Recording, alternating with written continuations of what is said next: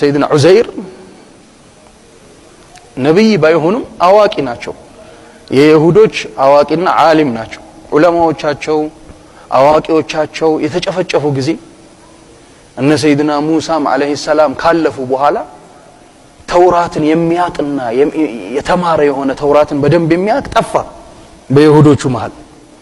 ይሄ በመጥፋቱ ጅህልና ላይ ወደቁ። ሽንፈቶች ማጋጠም ጀመራቸው። በጣም አክብረው የሰይድና ሙሳን አለይሂ ሰላም የተጻፈበትን ተውራት የተጻፈበትን ጣውላዎችን አክብረው ይይዙት ነበር። ይህ እስካለ ድረስ የበላይነት ይሰጣቸው ነበር። ላኪን ያ ጠፍቶባቸው አዋቂዎቻቸው እንዳለ ተገለውና ጠፍተው ይሄ ነገር ወድሞ ነበር በሰዓቱ። ከዛ በኋላ ዑዘይር እና ኢብን ከሲር ሲጠቅሱ ምን ይላሉ? የሆነ ቦታ ላይ ባለበት አይ ዕውቀት አዋቂዎች ጠፉ፣ አይ ጅህልና ውስጥ ገባን እያለ በሚያለቅስበትና በጣም ሲያበዛው አንዷ አሮጊት ሴት ልታስተምረው ፈልጋ ምን አለችው? አይ ሚያበሉን ጠፉ፣ አይ ሚያጠጣን ጠፋ ብላለች እያለቀሰች አጠገቡ። እንዴ ማን የጠፋው ሲል እኛ ልጆቻችን ሚያበላን ነው፣ አላህ ነው እንጂ ሚያበላው አላት እሱ። ታዲያ ይሄን ዕውቀትስ ዲኑንስ የሚጠብቀው አላህ አይደለ እንዴ? አንተስ ምንድነው ለቅሶ አለችው።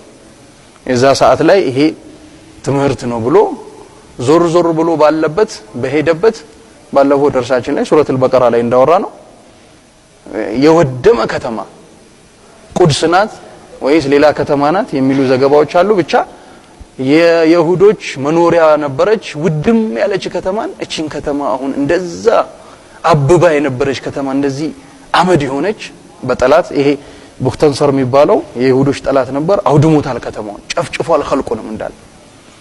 ስለዚህ ማን እንደገና ሐይ ያደርጋታል? ማን እንደገና ከዚህ ከሞተችበት ይቀሰቅሳታል ብሎ ያለ ጊዜ አላህ እሱን ያሞቷል።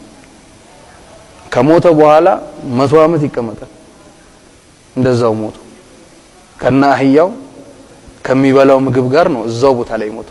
ከዛ በኋላ ይቀሰቅሰዋል አላህ። فأماته الله 100 عام ثم بعثه። ከዛ አላህ ይቀሰቅሰዋል። ከቀሰቀሰው በኋላ قال كم لبثت ስንት ጊዜ ቆይተሃል ሞተህ ሲለው የው አንድ ቀን ወይ ግማሽ ቀን ትንሽ ጊዜ 100 ዓመት እንደቆየ አላህ ይነግረዋል። ይኸው አህያህን እያየኸው አላህ ጀለ ጀላሉ እየገጣጠመ አጥንቱን እዛው አቁሞ እዛው ስጋውን አልብሶ ቆዳውን አልብሶ አቆመለት እዛው ሐይ ያደረገ። كذلك يحيي الله الموتى። ልክ እንደዚህ ነው የሞቱ ነገራቶችን ሐይ የሚያደርገው ብሏቸው ዑዘይር ወደ ቤተሰቡ ሲመለሱ ወደ ቤተሰባቸው ሲመለሱ ማንም ሊያምነው አልቻለም። ቤቱ ላይ ሲገባ አንድ አሮጊት ሴትዮ አለ። አሮጊት ሴትዮ ማነሽ ሲሏት ማነክስ ያኔ ዑዘይር ሚስት አይደለው እንዴ የምን ዑዘይር ነኝ ትላለህ ብሎ ስንት ነገር ተናግሮ አሳምኖ ገቡ። በዛ ሰዓት የሞቱ ጊዜ 40 ዓመታቸው ነበር ይባላል። አሁን 140 ዓመታቸው ነው። ነገር ግን በ40 ዓመቱ ነው ገና ወጣት ነው። ልጆቻቸው ሸምግለዋል። እንዳለ ሸምግለው አብረዋቸው ይቀመጡ ነበር ይላሉ። ሸብተው አባት ገና ወጣት لا اله الا انت سبحانك። ከዛ በኋላ አላህ ያን ተውራትን ሐፍዘውት ነበር።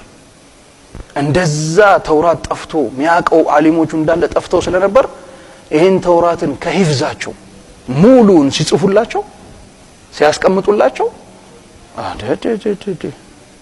አሁን እንደ ሙሳ ነው ብንል ሙሳ የሚያነቡት ከንትን ነው ተውራቱን ከለውህ ነው የሚያነቡት።